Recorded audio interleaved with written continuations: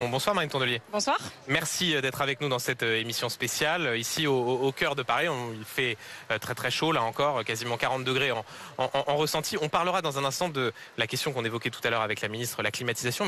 Mais juste avant, moi j'ai lu et j'ai vu vos tweets, vos interventions dans les médias où effectivement vous dites on l'avait prévenu, ça fait combien d'années qu'on dit que les conséquences du réchauffement climatique vont se voir. Très bien. En solution concrète là, pour ceux qui nous regardent ce soir et qui suffoquent, qui comme on l'entendait il y a un instant à 3 dans l'Aube n'ont d'autres solutions que d'aller se précipiter vers les points d'eau et les piscines. C'est quoi les solutions du parti que vous présidez ? Des mesures pour s'adapter au changement climatique en 24 heures, ça n'existe pas. Donc je suis désolée de vous le dire. La réalité, c'est que l'adaptation, ça doit se faire tout le temps. Il faut des mesures pour lutter contre le changement climatique. Donc là, quand j'entends Marine Le Pen, qui a quand même voté il y a quelques jours à l'Assemblée nationale qu'il fallait un moratoire interdire les énergies renouvelables, je me dis que quand même, ils n'ont pas tout compris. Et donc il faut des mesures courageuses, tout le temps, audacieuses. Le texte qui finalement n'a pas été voté. Oui, tellement c'était devenu ouf à la fin dans le texte. Et puis il faut aussi des mesures d'adaptation des villes. Et il y a un fonds qui existe pour aider les villes à s'adapter qui s'appelle le fonds vert. Figurez-vous que ce gouvernement, dans les réductions budgétaires, l'a baissé de 55%. Et donc le fonds vert, ça sert à réaménager des écoles, des services publics pour qu'ils soient mieux isolés thermiquement. Emmanuel Macron, il avait promis d'isoler 40 000 écoles d'ici 10 ans. Ouais. Il en a fait cette année 65. Donc vous voyez, il y a le fait que dès qu'on veut faire des économies, on le fait sur l'écologie. De manière générale, l'écologie, on a pris plein la tronche depuis 3 semaines. C'était un festival. Ouais. Il y a eu 40 mesures régressives sur l'environnement depuis janvier. Et là, depuis 2 jours, tout le monde est devenu écologiste. Vous avez vu ?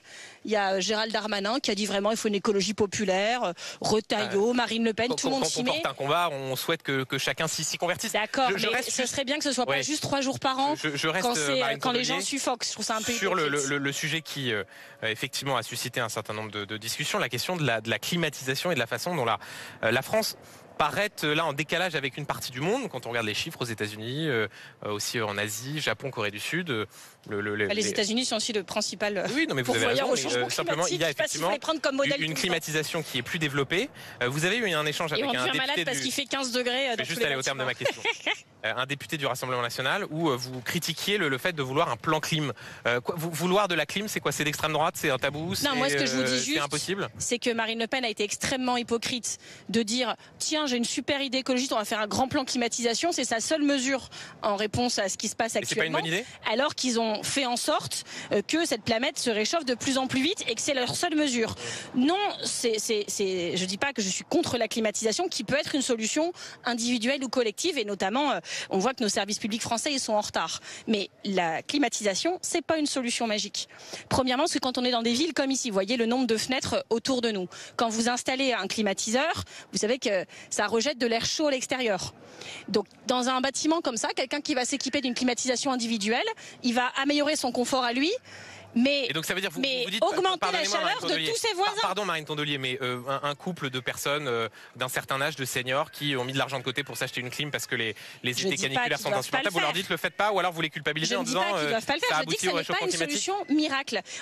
On connaît tous des Français qui ont du mal à payer leur facture de chauffage l'hiver, et donc maintenant ils auront du mal à payer leur facture de clim l'été. C'est ça qu'on leur propose.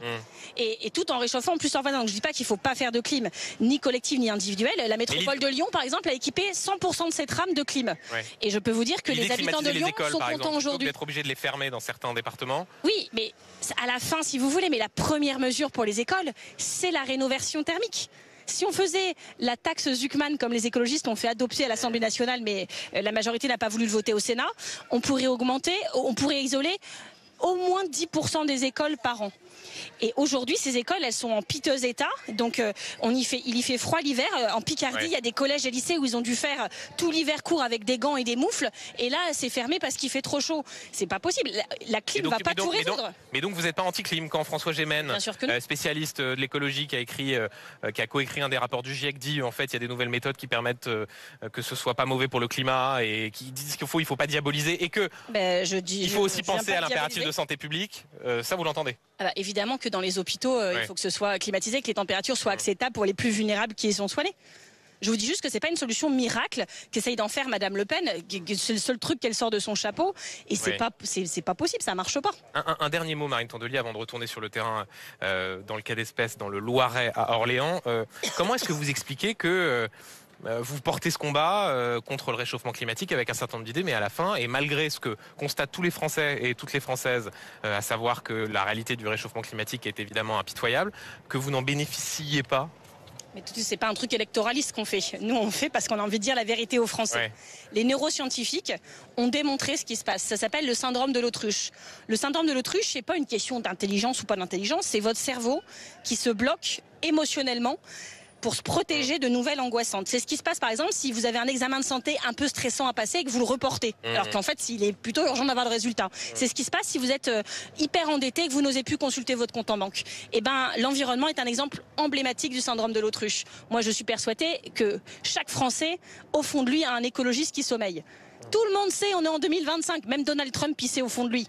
Juste, le cerveau se verrouille parce que c'est des nouvelles trop dures. En 2100, les rapports scientifiques le montrent et le plan national d'adaptation au changement climatique, les périodes de canicule comme on les vit là, ce sera pas juste juillet-août, ce sera du 15 mai au 15 septembre. Jusqu'à 100 jours par an. Il pourrait y avoir 90 jours de suite de nuits tropicales dans la moitié sud, c'est-à-dire des nuits où ça descend pas en dessous de 20 degrés. C'est ça qui se prépare. Et les vaches, par exemple, ceux qui aiment l'élevage, etc., les vaches, au bout de 25 degrés, sont en stress thermique. Il n'y a plus d'élevage laitier possible à 50 degrés. Il n'y a plus de production de viande. Il n'y a plus de maraîchage. Les cultures, elles brûlent sur place. C'est ça qui va se passer. Donc je suis au regret de vous annoncer que ça ne va pas aller mieux très facilement. Et on va mais c'est pas le plan climatisation de Marine Le Pen qui va nous sauver.